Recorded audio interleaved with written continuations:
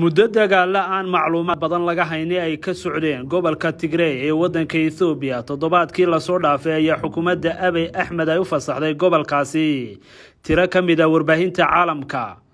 Al Jazeera ayaa markiiba waxay soo gudbisay warbixin dhiilo iyo dhabanahays xambaarsan.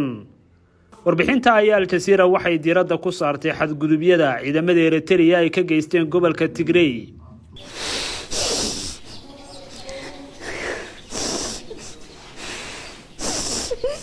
Mona Lisa Abra waa 18 jir la hiiraagaysa dhaawac ciidamada Eritrea ay soo gaarsiiyeen waxaana tiilaanya ku abuuray wixii dhacay ee marxaatiga ka ahayd 4 bishii December kadib markii ciidamada Eritrea ay soo galeen xaafadooda oo ku taala Dublin ee gobolka Tigray.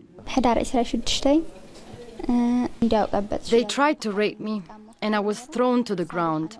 waxa ay isku dayeen in ay kufsadaan waxa aan ku dhacay dhulka inta kadib mid kamid ah askarta ayaa riday rasaas si uu ii cabsi geliyo laakiin waxa ay ku dhacday gacantayda waxa aan dhiig baxayay muddo saacad ah kadibna waxa go'ay dhudhunkaygii ayay tiri intii ayna ilmadu ka soo daadan. I was bleeding for hours. Then I had my arm amputated. xaaladda Muna waxay ka mid tahay arrimaha yar ee ilaa hadda soo ifbaxaya ee dagaalkii qarsoonaa ee Tigrayga kaas oo isgaarsiinta la jaray muddo toddobaada iyadoo warbaahintana si daran looga ilaaliyay gobolkaasi koorintaan si aayar loogu ogolaan dhawaan. Al Jazeera ayaa hadda waxay heshay fursad yar waxaana la kulantay marxaatiyaal iyo dad ka soo badbaaday dagaalka kuwaasoo sheegay in ciidamada Eritrea ay soo gaarsiiyeen dib aad u weyn. boodhar ay siteen waxa ku qornaa halkudhigiyo ay ka mid yihiin joojiya xasuuqa Eritrea miyaanaan ahayn Ethiopian badbaadiya carruurta. sidoo kale waxa muuqaalka ka dhex muuqda carruur sita boodhar ay ku qoran tahay xaggay jirtaa hooyaday. Al Jazeera has gained rare access to Tigray and heard from witnesses.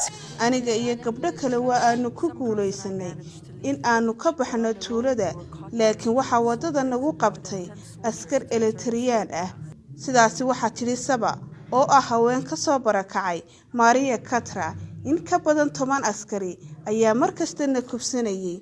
bishii November ra'iisul wasaaraha Ethiopia Abiy Ahmed ayaa amray in weerar ciriyo dhulaba lagu qaado gobolka Tigray si meesha looga saaro maamulka TPLF kadib markii uu sheegay in ay weerareen xeryaha ciidamada dawladda federaalka ee Ethiopia. TPLF oo muddo dheer soo xukumaysay Ethiopia koorintii aan la dooran Abiy Ahmed ayaa horseed waxay ka ahayd dagaalkii lagu hoobtay ee dhexmaray Ethiopia iyo Eritrea sanadkii 1998 ilaa 2000. xaaladdu waxay faraha ka baxday kadib markii ciidamada Eritrea oo muddo dheer cadow la ahaa Tigrayga ay soo galeen dagaalka si ay gacan u siiyaan ciidamada Ethiopia waxaana lagu eedeeyay ciidamada Eritrea in ay geysteen xadgudubyo ka dhan ah xuquuqda aadanaha iyadoo hay'adda xuquuqda aadanaha u qaabilsan adduunka ee Amnesty International ay ciidamada Eritrea ku eedeysay in ay geysteen xadgudubyo ay ka mid yihiin dil kufsi iyo cabsi gelin. xukuumadda Eritrea way diiday in ay ciidamadeedu ka dagaalameen gudaha Tigray balse cadeymo ay heshay Al Jazeera waxay muujinayaan ciidamada Eritrea oo ku jira gudaha magaalooyinka Tigray gaadiid dagaal oo ay saaran yihiin ciidamada Eritrea isla markaasna sitaa taarikada dawladda Eritrea ayay sawirtay Al Jazeera taasoo cadeynaysa joogitaanka ciidamada Eritrea ee gudaha gobolka Tigray. As information slowly seeps out, survivors live with their truth every day. My husband was killed in our village, along with a lot.